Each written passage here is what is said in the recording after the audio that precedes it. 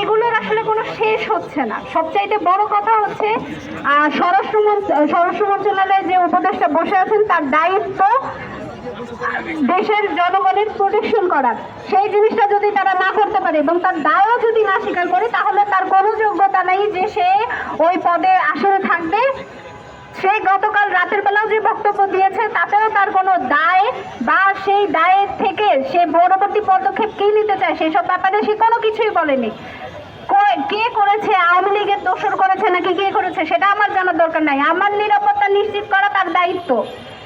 সে যদি সেটা না করতে পারে তাহলে কার দায় এইসব শোনায় আমাদের কোনো দাম নাই। আপনারা আমাদেরকে এই শোনানো বন্ধ করেন যে কে করছে না করছে, এই ধরনের কথাবার্তা আমরা শুনতে চাই না। আমরা সরাসরি শুনতে চাই যে আপনারা কি করতে পারবেন আমাদের নিরাপত্তার জন্য।